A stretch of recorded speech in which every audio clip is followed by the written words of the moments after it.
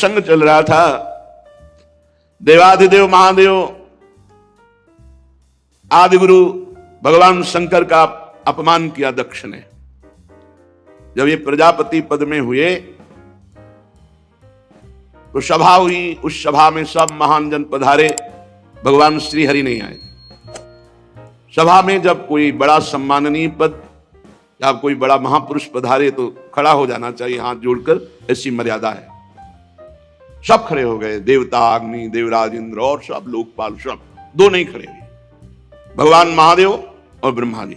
ब्रह्मा जी पर दृष्टि गई तो दक्ष ने हाथ जोड़कर प्रणाम किया, क्योंकि प्रजापतियों के परमपति परमेष्ठी पद पर विराजमान जगत के पिता हैं। जब दृष्टि महादेव जी पर गई तो उनको बड़ा गुस्सा आया कि हमारा दामाद है, पुत्र के समान है, पर उठकर ना तो अभ्यर्थना वंदना ही की, ना वचन से कुछ बोले, बस कड़ुआ ही कड़ुआ बोलते रहे। पीछे आपने प्रसंग में सुना। जब महादेव जी ने देखा बहुत इधर उधर दोनों तरफ से शाप हो रहा है तो खिन्न होकर के चल दिए। किंचित उद्विग्न मना युषानुगाह, अपने परिकर के साथ उद्विग्न होकर के व्यर्थ का क्यों, दक्ष ने इतना बड़ा शाप दे दिया, इधर से नंदिकेश्वर ने शाप दिया, व्यर्थ में। बहुत काल व्यतीत हो गया, वो भगवान शिव से बड़ा द्रोह कर रहे थे दक्ष। यद्यपि उनकी लाडली सती जी भगवान शिव की अर्धांगिनी है, और भगवान शिव से द्रोह बढ़ता ही गया दक्ष के हृदय में। सदा विद्वेष तोरेवम कालौ वै धीमानयो, उस द्वेष को वो बार बार चिंतन करके नया बढ़ाता गया। यही अविवेक है। विवेक का कार्य है तत्काल द्वेष का नाश करके, जो आपसे ना बोले, जो आपसे झगड़ा करे, जो आपसे द्वेष करे, उससे भी द्वेष का नाश करने के लिए नम्रता पूर्वक व्यवहार करो, तत्काल नष्ट हो जाएगा द्वेष। पर वो बहुत समय तक द्वेष करता रहा। जब कोई महापुरुष से द्वेष करे और उसकी उन्नति हो तो जान लेना ये उन्नति नहीं है, ये उसको ऊपर चढ़ाकर पटकने के लिए व्यवस्था की गई। उसी समय ब्रह्मा जी ने प्रजापति तो पहले ही बना दिया था, प्रजापतियों का अधिपति बना दिया। प्रजापति नाम सर्वेशा माधिपत्य स्मयो भवत, और बढ़ा दिया, समस्त प्रजापतियों का अधिपति। अब तो और अहंकार बढ़ गया। भगवान शंकर को नीचा दिखाने के लिए ब्रह्म ऋषियों को निमंत्रण दिया और वाजपेय यज्ञ किया, बिल्कुल शिव का भाग नहीं दिया। फिर बृहस्पति शव नामक बहुत बड़ा यज्ञ है ये। जब इस यज्ञ को अनुष्ठान में बड़े बड़े ऋषियों को निमंत्रण, सब भगवत स्वरूपों को निमंत्रण, लेकिन भगवान शंकर के यहां कोई निमंत्रण नहीं, यज्ञ में कोई भाग नहीं। यज्ञ उत्सव में सभी ब्रह्म ऋषि, देव ऋषि, पितर, देवता आदि अपनी अपनी पत्नियों के साथ पधारे। सबका विधिवत स्वागत किया दक्ष ने। खास बात यहां थी कि जो और बहनें थी सती जी की, तो कैलाश के ऊपर ही से विमान से चर्चा करते हुए जा रही थी। बड़ा निमंत्रण दिया है पिताश्री ने, बहुत आदर पूर्वक ऐसा। दक्ष कुमारी सती जी ने ये सुना, सती बिलोके व्योम विमाना, जात चले सुंदर विधि नाना। महाराज, कोई यज्ञोत्सव हो रहा है, हमें लगता है हमारे पिताजी का।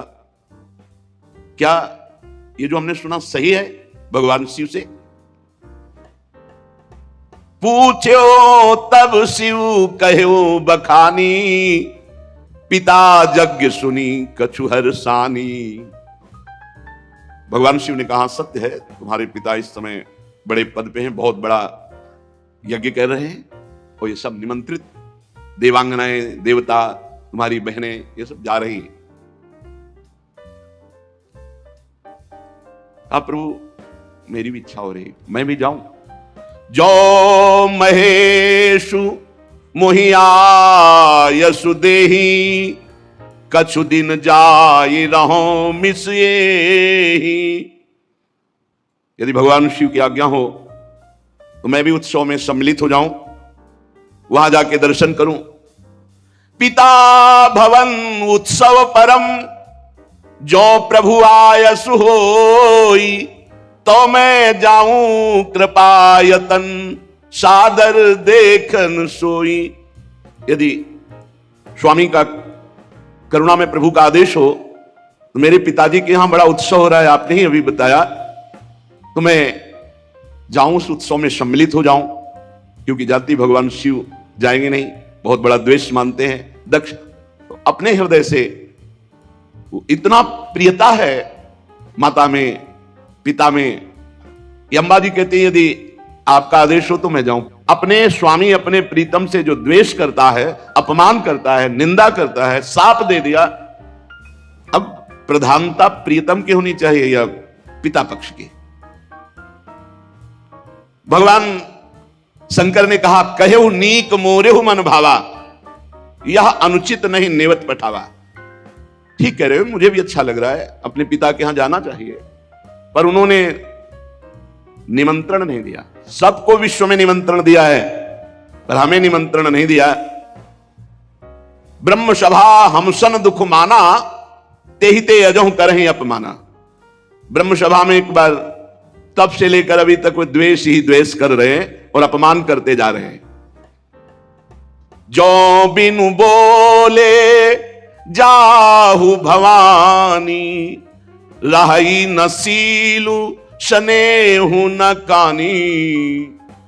मुझे लगता है कि बिना बुलाए तुम्हें जाना नहीं चाहिए, नहीं तो तुम्हारा सील, स्नेह, शांति, मान, मर्यादा सब भंग हो जाएगी। नहीं जाना चाहिए। तो अंबा जी ने भगवान शिव की तरफ प्रश्नवाचक दृष्टि से देखा। महाराज, सारी बात तो आपकी ही है, यदि आप खड़े हो जाते तो मेरे पिता क्यों नाराज होते और ये समस्या ही ना बनती। भगवान शंकर ने कहा, त्वयोदितम शोभनमेव शोभने, अनाहुता अप्यभियन्ति बंधुषु। सुंदरी, तुम कह सकती हो कि उठ के खड़े होना, प्रणाम करना, अभ्यर्थना करना, आपने क्यों नहीं किया? देहाभिमान से उत्पन्न हुए अहंकारी को हम कभी सम्मान नहीं करते। भगवान शिव क्या कह रहे? देहाभिमान जिसके छाया है, ऐसे अहंकारी, मदाभिमानी, द्वेषी, इनका हम सम्मान नहीं करते। विद्या, तपस्या, धन, सुदृढ़ शरीर, जवान अवस्था और उच्च कुल, ये 6 सत्पुरुषों में तो गुण का काम करते हैं, पर यही अगर नीच स्वभाव वालों में आ जाए तो अभिमान बढ़ा देते हैं और दोष का काम करते हैं। उनकी विवेक शक्ति नष्ट हो जाती है और महापुरुषों का भी अपमान कर देते हैं। इसी से जिन्हें तुम अपना बांधव समझ रही हो, वो हमें शत्रु समझ रहे हैं। तुम्हें नहीं जाना चाहिए। बाण से बिंदने पर हृदय में उतना कष्ट नहीं होता जब प्रियजनों के द्वारा बाणी से हृदय भेद दिया जाता है। रात दिन वो बाणी वाले दुख देते रहते हैं, पीड़ा देते रहते हैं। सुंदरी, तुम जानती हो कि तुम्हारे पिता बड़ी उन्नति को प्राप्त हैं। वे तुम्हें बहुत प्रेम भी करते थे, अब नहीं करेंगे, क्योंकि तुम मेरी अर्धांगिनी हो। तुम्हें मान नहीं मिलेगा, क्योंकि मुझसे वो द्वेष करते हैं। जीव की वृत्ति के साक्षी अहंकार शून्य महापुरुषों की समृद्धि को देखकर हृदय में संताप और इंद्रियों में वृथा होती है अहंकारी को। जैसे दैत्यगण हरि से द्वेष करते हैं, ऐसे अहंकारी महापुरुषों से बिना कारण के द्वेष करते हैं, उनकी निंदा करते हैं, उनका अपमान करते हैं। सुमध्य में सुंदरी, ये सम्मुख जाना, नम्रता दिखाना, खड़े होना, प्रणाम करना, ये लोक व्यवहार है। तत्वज्ञानियों के द्वारा ऐसा नहीं होता। तत्वज्ञानी बहुत अच्छे ढंग से लोक व्यवहार का निर्वाह करते हैं। क्या? वो अंतर्दृष्टि से आत्मभाव में भगवान वासुदेव का ही नमन करते हैं, किसी दूसरे का नहीं। परम पुरुष वासुदेव को प्रणाम कर लिया, सबका प्रणाम हो गया। हम देहाभिमानियों का सम्मान नहीं करते। ना देहमानी ने, जो देह अभिमानी है ऐसों का सम्मान नहीं करते। पदाभिमानी, देहाभिमानी, इनका सम्मान नहीं करते। भगवत ऋषि जी ने भी कहा है, भूत भविष्य लोक 14 में भये हुए हरि प्यारे, 300 व्यवहार हमारो अभिमानिन ते न्यारे। अभिमानी भगवान शंकर ने भी कहा। सबके अंतःकरण में विशुद्ध भगवान वासुदेव विराजमान है। उन्हीं वासुदेव का नमस्कार, सबका नमस्कार। जैसे मूल में जल चढ़ा दो, सब जगह पहुंच जाता है। हम तो सिर्फ भगवान इंद्रियातीत वासुदेव को नमस्कार करते हैं, दूसरे को नहीं। इसलिए विचार करो, प्रजापतियों के यज्ञ में मेरा क्या अपराध था? मेरे प्रति कटुवाक्य, तिरस्कार, अपमान, निंदा, शाप, ये सब क्या? दक्ष यद्यपि तुम्हारे शरीर को उत्पन्न करने वाला पिता है तो भी मेरे से शत्रुता का भाव रखता है, इसलिए तुम्हें बिल्कुल नहीं जाना चाहिए। यदि ब्रजिष्यसि, यदि जाओगी तो मद्वचो भद्रम भवत्या न ततो भविष्यति संभावितस्य स्वजनात् पराभवो यदा सा सद्यो मरणाय कल्पते। यदि मेरी बात मान लो करके तुम नहीं जाती हो तो बड़ा मंगल होगा, और अगर मेरी बात की अवहेलना कर दी और तुम चली जाती हो तो इतना ध्यान रखो, प्रतिष्ठित व्यक्ति का जब अपने प्रियजनों के द्वारा अपमान होता है तो उसका एक ही निर्णय निकलता है, मृत्यु। संभावितस्य स्वजनात् पराभवो यदा सा सद्यो मरणाय कल्पते, स्पष्ट भगवान शिव ने कह दिया। इसका परिणाम मृत्यु ही होगा अगर मनमानी करोगी तो। भगवान शंकर मौन हो गए। सती जी ने फिर दृष्टि से देखा, इस बार थोड़ा रुद्र दृष्टि थी, प्रश्नवाचक दृष्टि थी। इस बार मानो प्रश्न था कि हमने तो शास्त्रों में सुना है कि गुरु के यहां बिना बुलाए जाना चाहिए, पिता माता के यहां बिना बुलाए जाना चाहिए, तो यदि मैं बिना बुलाए जाती तो कोई दोष थोड़ी, शास्त्रीय दोष भी नहीं है। क्योंकि भगवान शंकर ने कहा जो बिनु बोले जाओ भवानी, राहे न सील स्नेह न कानी। तो सती जी ने मानो प्रश्न किया कि क्या अपने पिता माता के पास बिना बुलाए जाना कोई दोष है? गुरु जी के यहां निमंत्रण न मिलने पर भी जाना चाहिए, यही मर्यादा है। ये नहीं कि तुम्हें बुलावे प्रार्थना करें तो नहीं। जदपि मित्र प्रभु पितु गुरु गेहा, जाई बिनु बोले हूं न संदेहा। भगवान शिव ने कहा प्राण प्यारा मित्र बिना बुलाए जाना चाहिए, इष्ट देव के यहां, स्वामी के यहां बिना बुलाए जाना चाहिए, गुरुदेव के यहां बिना बुलाए, और माता पिता के यहां। ये चार जगह है जहां निमंत्रण की परवाह नहीं की जाती। परम प्राण प्रिय मित्र, स्वामी का गृह, और गुरुदेव और माता पिता। भगवान शंकर ने कहा ठीक सिद्धांत है ये, पर तदपि विरोध मान जहां कोई, तहां गए कल्याण न होई। यदि मित्र द्रोह रखता है तो नहीं जाना चाहिए, यदि माता पिता द्वेष रखते हैं तो नहीं जाना चाहिए, यदि गुरु की इच्छा है कि तुम ना हो तो फिर नहीं जाना चाहिए, यदि स्वामी की इच्छा है कि तुम हमारी दृष्टि में ना पड़ो तो नहीं जाना चाहिए। तदपि विरोध मान जहां कोई, तहां गए कल्याण न होई। भगवान शिव ने कहा वहां नहीं जाना चाहिए। भांति अनेक शंभु समुझावा, भावी बस न ज्ञान उर आवा। भगवान शंकर बहुत प्रकार से समझा रहे हैं, लेकिन अंबाजी को भगवान शंकर की सीख इस समय अच्छी नहीं लग रही। क्यों? क्योंकि ममत्व जोर कस गया। माता पिता बहनों का प्यार बड़ा उत्सव है, सबसे मिलेंगी, ये जोर कस गया तो आद्य गुरु भगवान शंकर प्राण प्रीतम है, उनकी बात अच्छी नहीं लगी। खड़ी हो गई सती जी और अपने परिवार के जनों के दर्शन की इच्छा से कैलाश से चल पड़ी। फिर लौट आती है, फिर भगवान शंकर को देखती है, फिर चल पड़ती है, फिर लौट आती है। इस प्रकार कई बार ऐसी दुविधामयी स्थिति हुई। बंधुजनों की प्रबल मिलने की इच्छा और महादेव जी नाराज ना हो जाए, ये ऐसी दुविधा दुचित स्थिति आ गई। बार बार निकलना, बार बार वापस आना। आखिरी बार भगवान की शंकर की तरफ रोष दृष्टि से देखा, कांपने लगा शरीर सती जी का, और ऐसा लगा मानो भस्म कर देंगी। ततो विनिः स्वस्य सती विहाय तम शोकेन रोषेण च दूयता हृदय। शोक क्रोध चित्त को बेचैन कर दिया और भगवान शंकर की तरफ रुद्र दृष्टि से देखा। आखिरकार जिन भगवान शिव ने अपना अर्धांग उनको बनाया, उनको छोड़कर वो लंबी लंबी सांस लेती हुई माता पिता के घर की तरफ चल पड़ी। जब देखा महादेव जी ने कि अब सती जी तो रुकेंगे ही नहीं, तो कई हजार रुद्रगणों को आदेश किया और अपने निजी वाहन वृषभराज नंदकेश्वर को आदेश किया, जाओ तुरंत जाओ।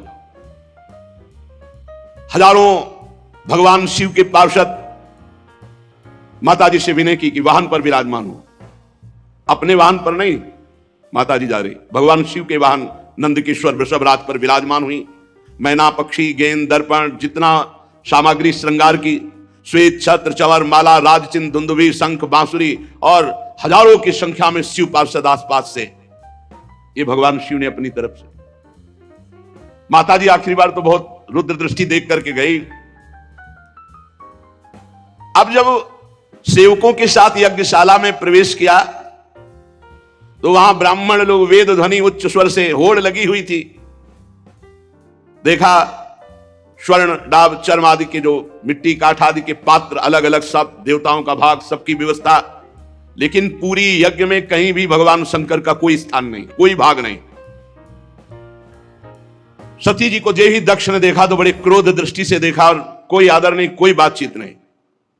सती जी ने देखा, अरे मेरे प्रीतम का कहीं यज्ञ में कोई भाग नहीं और ये पिता होकर मेरे साथ ऐसा बर्ताव।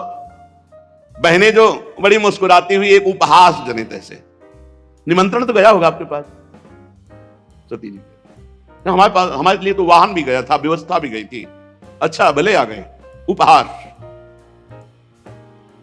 केवल एकमात्र सती जी की माता वो सहृदय प्रेम से मिली। सादर भले ही मिली एक माता, भगिनी मिली बहुत मुस्काता। दक्षिण कछु पूछी कुशलाता, सती बिलो की जरे सब गाता। सती जाई देख्यू जब जागा, कतहु न दीख शंभु कर भागा। तब चित चढ़े जो शंकर कहेऊ, प्रभु अपमान समुझी उर दहेऊ। सती जी ने देखा कि बहनें मुस्कुरा करके मिल रही हैं, पिता तो देखते ही जल गया और भगवान शंकर का कहीं कोई भाग नहीं। बहुत क्रोध आया, मानो संपूर्ण लोगों को अंबा भस्म कर देंगी। दक्ष की तरफ देखकर कहा, कर्म मार्ग के अभ्यास में घमंडी शिव जी से द्वेष करता है। तब तक मर्यादा रहती जब तक इष्ट पर प्रहार न हो। अगर इष्ट के संबंध पर प्रहार हो तो जैसे पिताश्री कह के बात करने वाले प्रहलाद जी ने दैत्यराज कह के बात किया, ऐसे का कर्म मार्ग के अभ्यास में लगा हुआ घमंडी तो भगवान शिव से दोह करता है। लड़खड़ा रही थी क्रोध में वाणी अंबा जी की, तू पिता है, क्या तू जानता है भगवान शंकर से बड़ा कोई इस सृष्टि में है? नायस्य लोकेश त्यतिशायनः प्रियस तथा प्रियो देह भृताम प्रियात्मना, तस्मिन् समस्त आत्मनि मुक्त वैरिके ऋते भवंतम कतमः प्रतीपयेत। तू जानता है जिनका न कोई प्रिय है ना प्रिय है, सदैव अपने आत्म स्वरूप में निमग्न रहते हैं, उनसे वैर किया तूने? सर्व कारण परम ईश्वर भगवान शिव से तेरे जैसा घमंडी और कौन हो सकता है जो वैर करे? ब्राह्मणों, तुम लोग दोष देख रहे हो फिर भी यज्ञ करा रहे हो। साधारण पुरुष ऐसा नहीं कर सकता। जिस यज्ञ में भगवान शिव का भाग नहीं दिया गया, अहंकार पूर्वक करता है, वो यज्ञ कैसा? इसका मतलब तुम सब दंड के भागी बनोगे। खेद है, महापुरुषों का अपराध जिस सभा में होता है, सभा सहित पूरी सभा को दंड भोगना पड़ता है, पूरी सभा को। जो दुष्ट मनुष्य स्वरूप इस शरीर को आत्मा मानता है और भगवान शिव से या महापुरुषों से द्रोह करता है, निंदा करता है, उसका सर्वनाश निश्चित होता है। महापुरुष नहीं करते कुछ, उनकी चेष्टा पर ध्यान भी नहीं देते, परंतु उनके चरणों की धूल उस महान अपराधी को भस्म कर देती, नष्ट कर देती है। महापुरुषों की निंदा जैसा जघन्य कार्य इन देहाभिमानी को ही शोभित होता है। शिव, ये दो अक्षर एक बार जिसकी मुख से निकल जाए तत्काल समस्त पापों का नाश करके परम पद प्रदान कर देते हैं। शिव, भगवान शंकर की आज्ञा का कोई उल्लंघन त्रिभुवन में कर सके? पवित्र कीर्ति मंगल में मेरे स्वामी शंकर से द्वेष करता है पिता, तू अमंगल रूप है, तेरा सर्वनाश निश्चित है। अंबा जी बोली, अरे भगवान शिव तो महापुरुषों के भी महापुरुष है, जिनका मन मधुकर ब्रह्मानंद रस में डूबा रहता है। जिनके चरणों की सेवा के लिए सनक सनंदन सनातन सनत कुमार बड़े बड़े ब्रह्म ऋषि याचना करते हैं, उन विश्वबंधु विश्वात्मा भगवान शिव से वैर तेरे जैसा अहंकारी ही कर सकता है। अरे भगवान शिव स्मशान भूमि की चिता को लगाते हैं, नरमुंडों की माला पहनते हैं, जटा बिखेरे भूत पिशाच साथ रखते हैं, पर उनके चरणों से गिरे हुए निर्माल्य को ब्रह्मा आदि बड़े बड़े देवता मस्तक पर धारण करते हैं। निरंकुश धर्म मर्यादा विहीन अय दक्ष, जब मेरे स्वामी ये कहेंगे आओ दक्षायणी, तो मैं सुन नहीं पाऊंगी, क्योंकि शरीर से तेरा संबंध है और तू मेरे प्रीतम से द्रोह करता है, निंदा करता है। जब अपने स्वामी की कोई निंदा करे तो शरीर में सामर्थ्य हो तो उसकी जबान काट ले, नहीं तो कान बंद करके निकल जाए। अंबा जी कह रहे करुणों पिधाए निर्याद्यत कल्प ईशे धर्मा वितर श्रणभिर नभिरस्य माने छिंदात प्रसई रुसती मसतीम प्रभुश्चे जिभ्याम, या तो कान में अंगुली डाल करके सभा से निकल जाए और या उसकी जबान काट दे जो अपने इष्ट की अपने स्वामी की निंदा कर रहा हो। बकवाद करने वाली अमंगल रूप दुष्ट जिह्वा को काट डाले। दोनों इस समय में नहीं कर सकती, ना कान में अंगुली डाल के यहां से जा सकती हूं और ना तेरी जबान काट सकती हूं, इसलिए मैं अपने प्राण तो दे सकती हूं। सती जी ने कहा भगवान नीलकंठ शिव की निंदा करने वाले, तेरे से शरीर संबंध रखता है कि तू पिता कहलाता इस शरीर का। तो जैसे कोई भूल से गंदी वस्तु खा ली जाए तो उसे वमन किया जाता है, ऐसे भूल से मैं तेरे यहां पुत्री हुई हूं आकर, और तू मेरे प्रीतम का द्रोही है, इसलिए मैं इस शरीर को नहीं रखूंगी, क्योंकि शरीर तेरे से संबंध रखता है। महामुनि जिनके चरणों का आश्रय लेकर स्वरूप में रमण करते हैं, जो विधि निषेध से परे तत्व हैं, उन प्रभु शिव की अवहेलना। अरे अज्ञानी, तुझे पता नहीं मेरे प्रीतम शिव क्या है। पिताजी,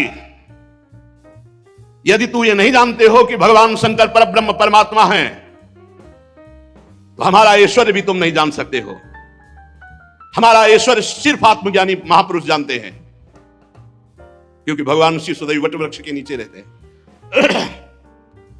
चिता की राख, मुंडों की माला, चंद्रमा मस्तक पर, गंगा जी जटाओं पर, हर समय ध्यानस्थ या भगवत चर्चा परायण, कोई लौकिक सामग्री नहीं, और जो झुका उसे विश्व बंदनी बना दिया, महाऐश्वर्य में बना दिया। सती जी कहती पिताजी हमारा ऐश्वर्य अव्यक्त है, आत्मज्ञानी ब्रह्मबोध संपन्न महापुरुष हमारा ऐश्वर्य जान सकते हैं, तुम्हारे जैसे देहाभिमानी नहीं। ये यज्ञशालाओं में यज्ञान से तृप्त होकर प्राण पोषण करने वाले एक कर्मठी देवता या तुम्हारे जैसे यज्ञ करता मेरे स्वामी के वैभव को नहीं जान सकते। भगवान शंकर का अपराध करने वाले अपराधी आपके इस शरीर से उत्पन्न हुए निंदनीय देह को अब एक क्षण मुझे नहीं रखना। लज्जा आती ही मुझे इस शरीर पर कि मैं दक्ष पुत्री हूं। मेरे प्राण प्रीतम शिव का अपराध करने वाले तुझे धिक्कार, और तेरी पुत्री कहलाने वाले शरीर को धिक्कार। अगर मैं वापस जाती हूं, भगवान शिव कहेंगे आओ दाक्षायणी, दक्ष पुत्री आओ, ये मैं नहीं सुन सकती। ये मैं नहीं सुन सकती कि भगवान शिव का अपमान करने वाले शरीर से हमारा संबंध है। उत्तर दिशा की तरफ मुख करके मौन होकर बैठ गई, आचमन किया, पीला वस्त्र ओढ़ा, आंख मूंद करके योग मार्ग में स्थित हुई।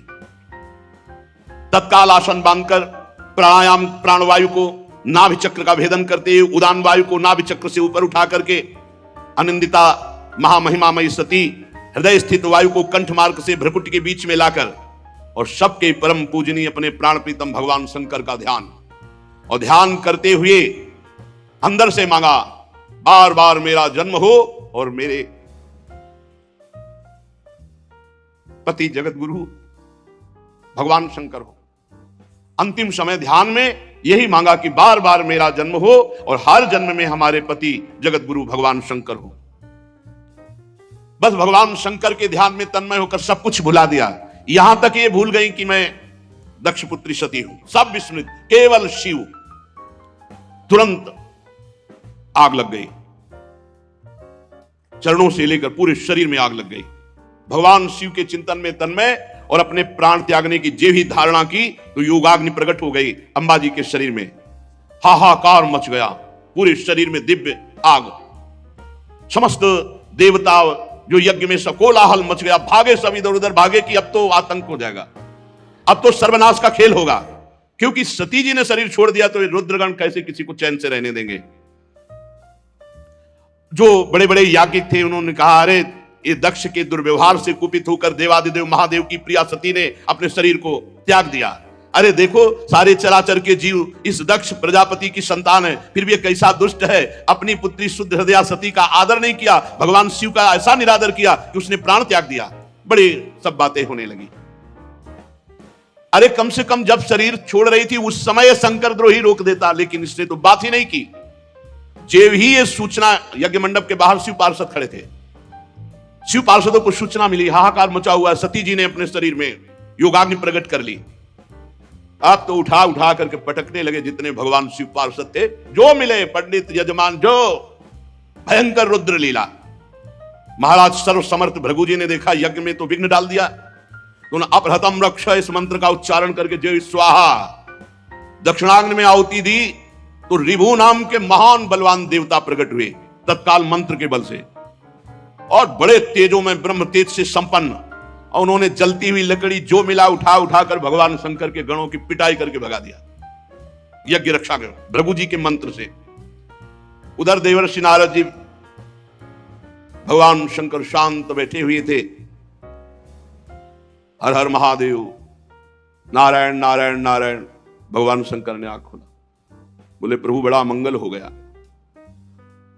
दक्ष ने आपका भाग नहीं दिया यज्ञ में, और माता जी से बात भी नहीं की।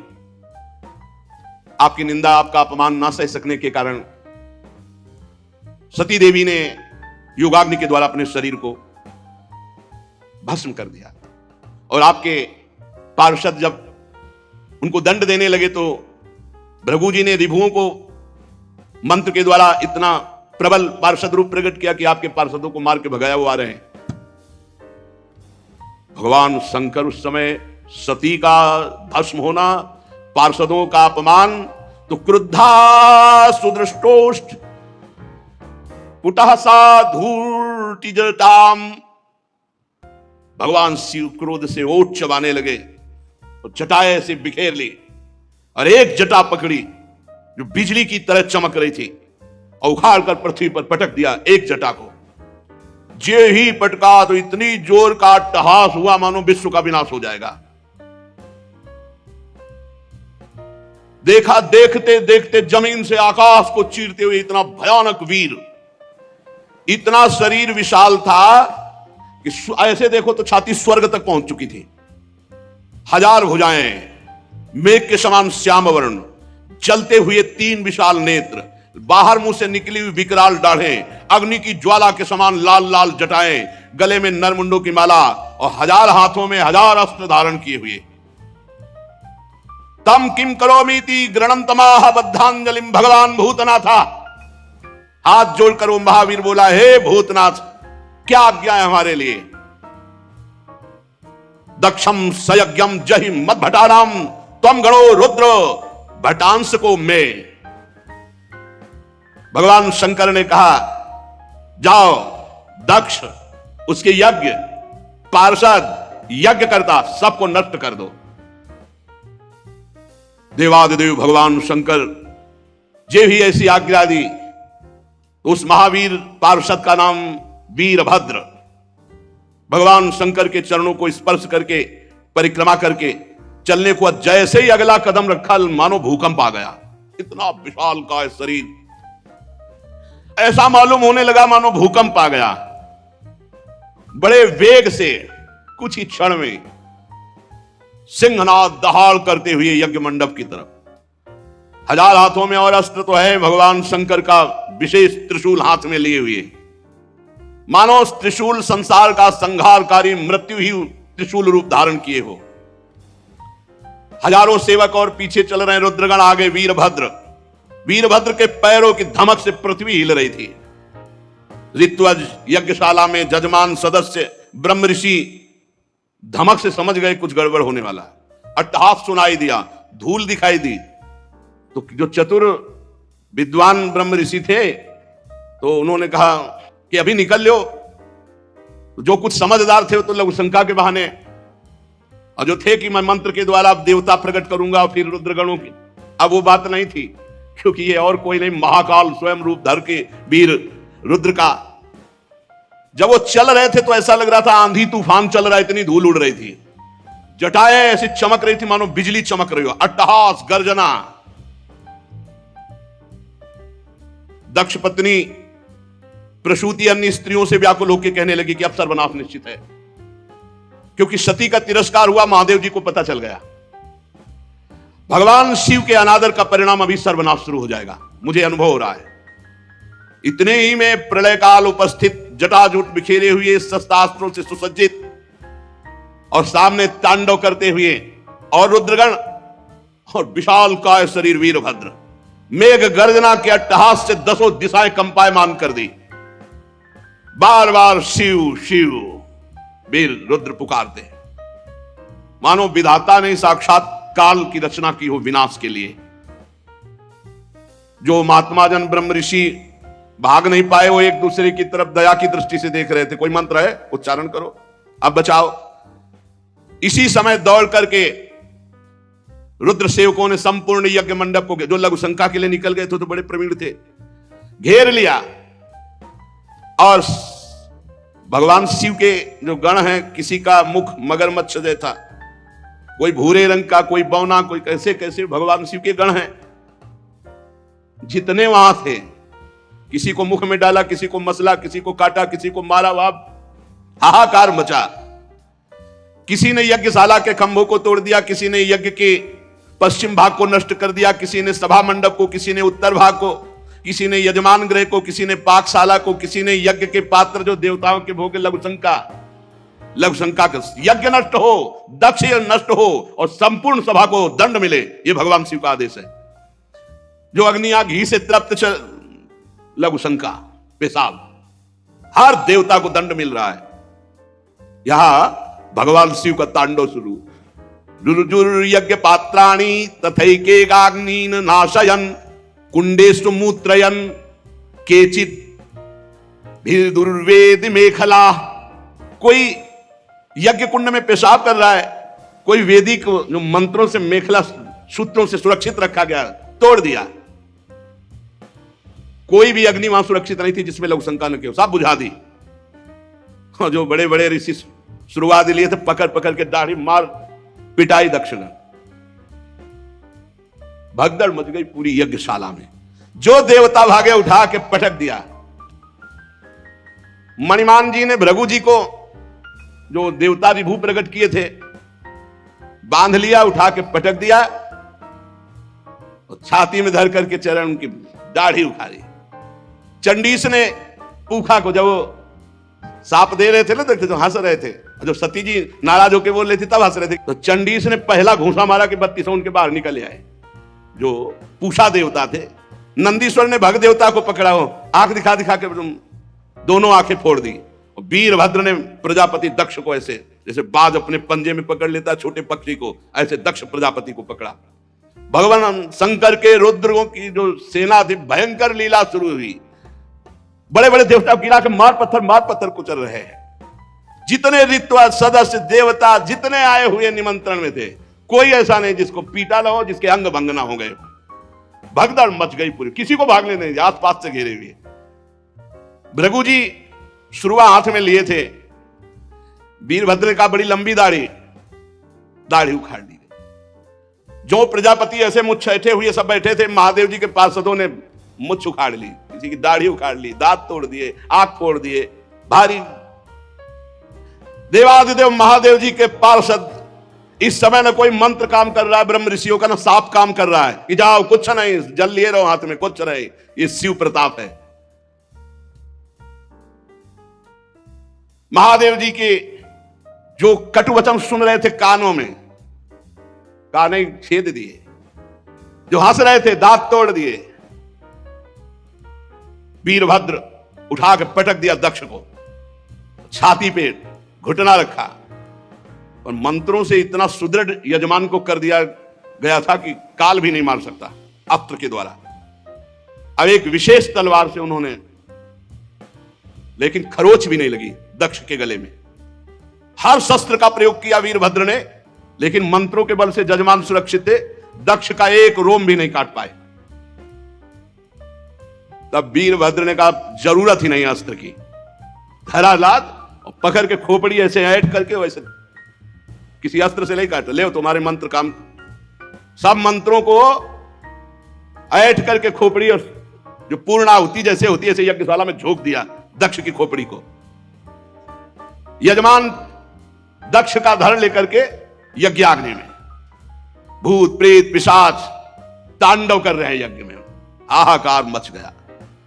वीरभद्र ने संपूर्ण यज्ञ को विध्वंस कर दिया, कोई सुरक्षित नहीं, सब नष्ट भ्रष्ट किया और क्षण में कैलाश वापस। भगवान शिव को प्रणाम किया और कहा प्रभु जैसा आपने आज्ञा की थी वैसा ही हुआ। त्रिशूल पट्टिस गदा परिक मुदगर आयुधों से छिन्न भिन्न होकर ऋत्वज सदस्य जजमान साफ नष्ट भ्रष्ट कर दिए गए। अब उनमें जिनकी सांसें चल रही थी, अब ऐसे ऐसे महापुरुष थे, अंतर ध्यान हुए, ब्रह्मा जी के पास पहुंचे, बोले प्रभु ऐसा ऐसा सब पूरा।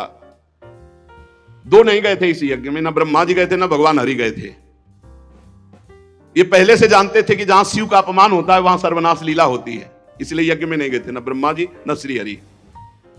जब जो बचे हुए देवता वो जाकर के वहां प्रार्थना की, सब अंग भंग। भगवान श्री हरि ने कहा परम तेजस्वी पुरुष का अगर कोई दोष भी बन जाए तो उसका अपराध नहीं करना चाहिए, फिर निर्दोष महापुरुष का अपराध करने पर तो सर्वनाश हो ही जाएगा। अगर वो तेजस्वी पुरुष है, अगर उससे कोई अपराध भी बन जाए तो उसके साथ अपराध के बदले में अपराध न करे, नहीं तो नाश हो जाएगा। फिर जो निर्दोष महापुरुष हैं उनकी निंदा उनका अपमान तो सर्वनाश कर ही देगा।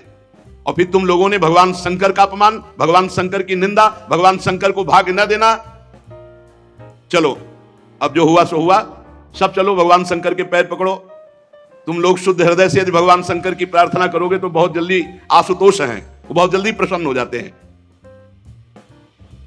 दक्ष के दुर्वचन, दक्ष का अपमान, प्रिया सती का वियोग, इसलिए तुम यदि मंगल चाहते हो, दूसरा संकल्प ना बनने पावे, सब चलो भगवान शंकर के पैर पकड़ो चल के, क्षमा अपराध मांगो।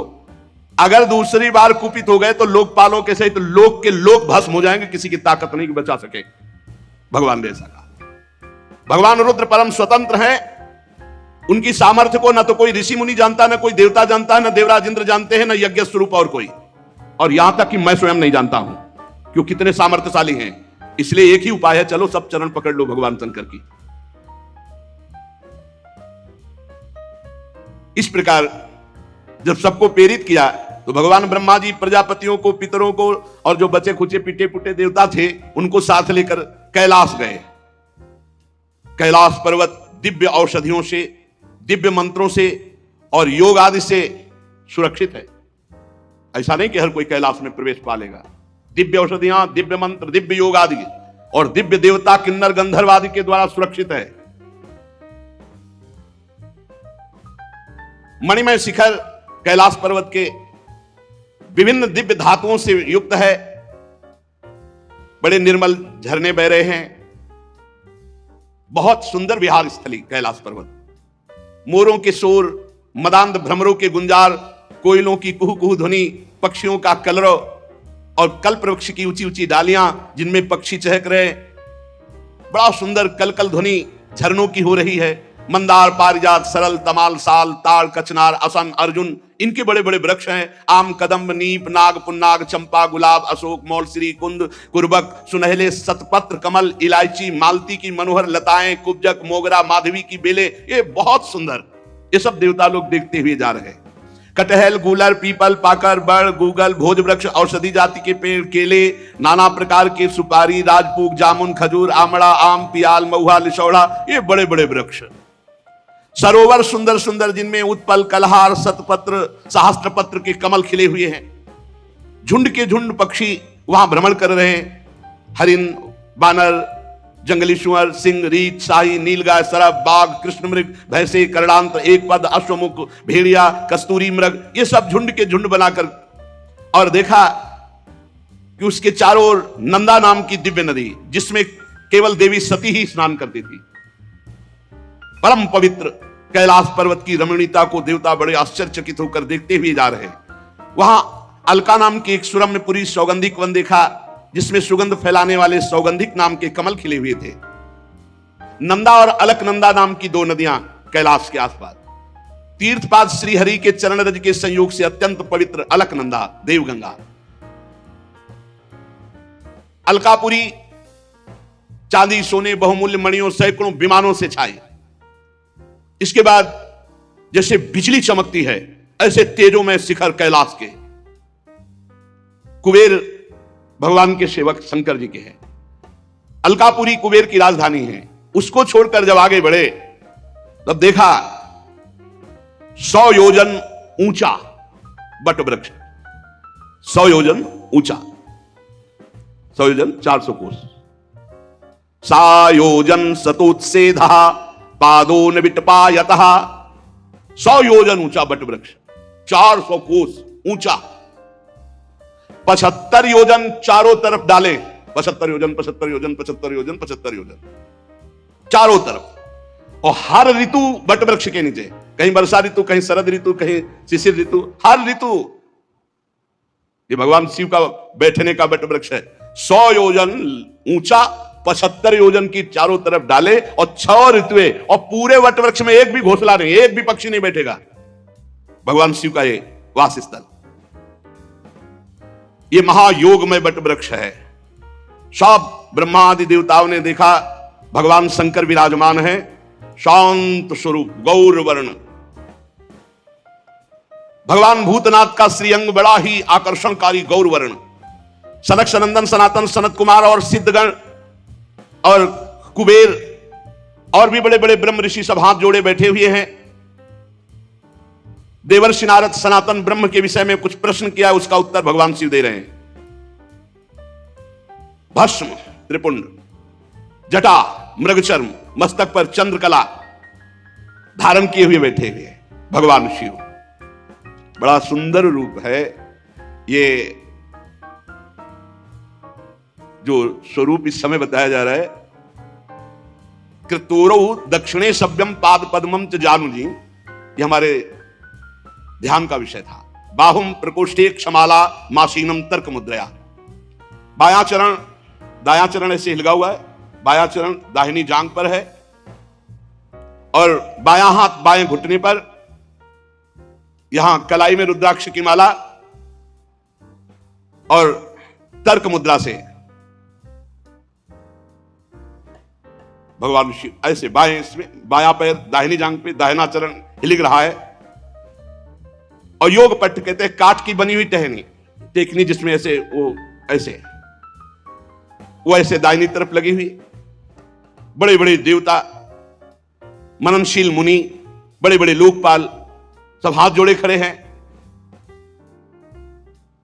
ऐसी मुद्रा में उपदेश कर रहे हैं।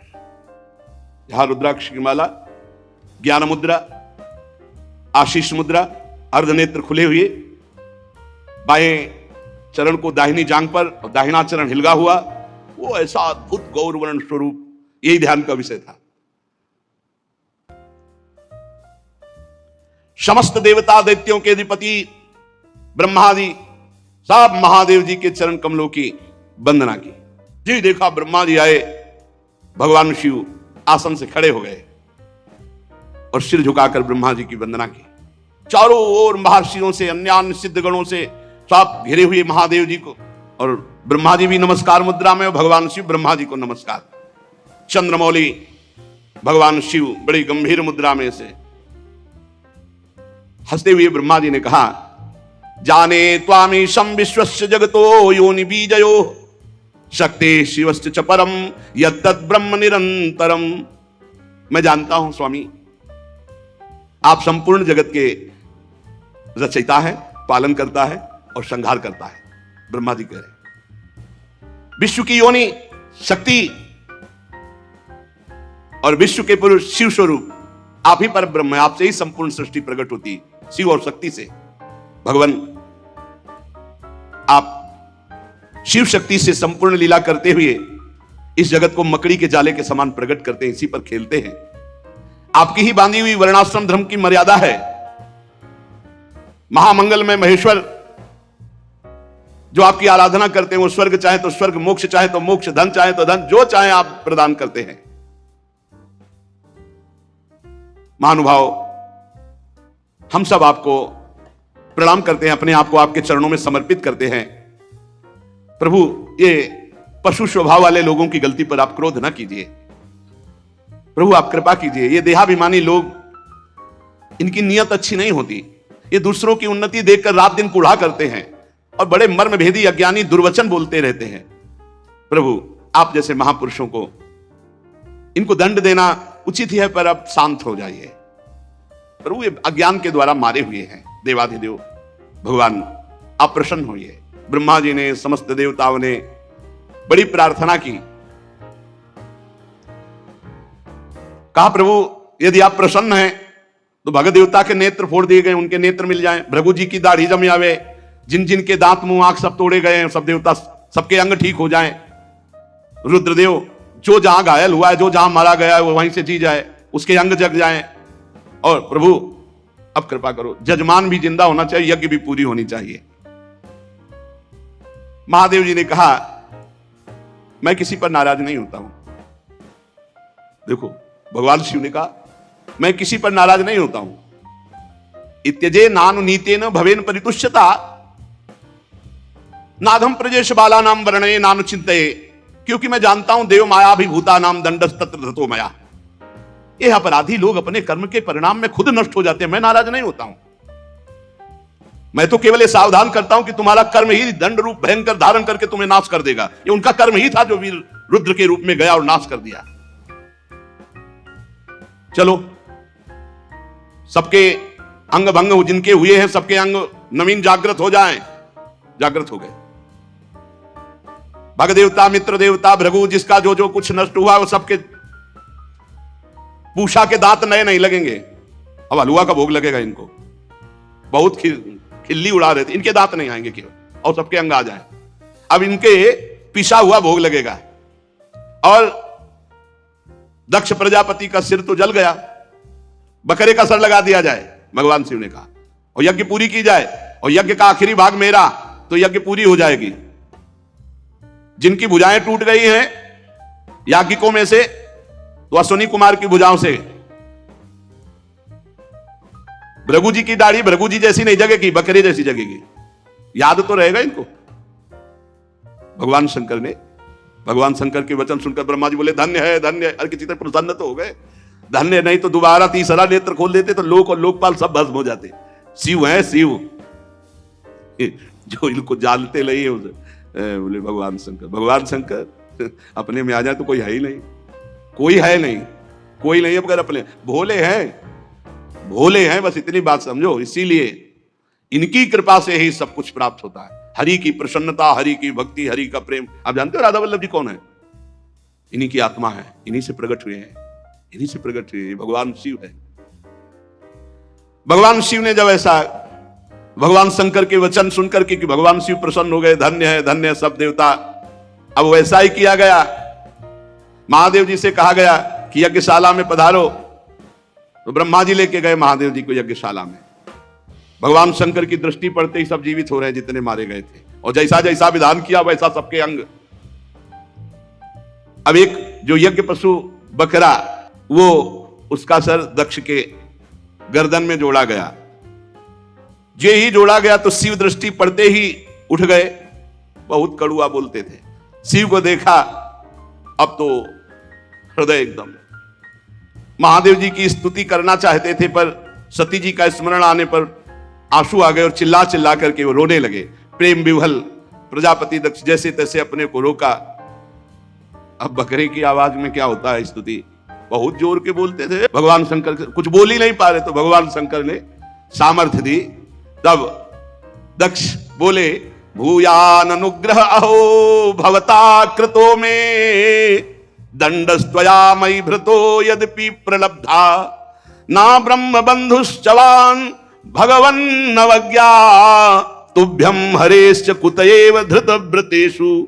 भगवान, मैंने अपराध किया है आपका, और आपने जो थोड़ी शिक्षा के लिए दंड दिया, इसको मैं कृपा मानता हूं। आज मेरा अहंकार नष्ट हो गया। आप और भगवान श्री हरि तो आचारहीन नाम मात्र के भी अपने जनों की उपेक्षा नहीं करते। फिर प्रभु हम तो यज्ञों के द्वारा आपकी ही प्रसन्नता के लिए आपकी आराधना करते हैं, आप हमें कैसे भूल जाएंगे। प्रभु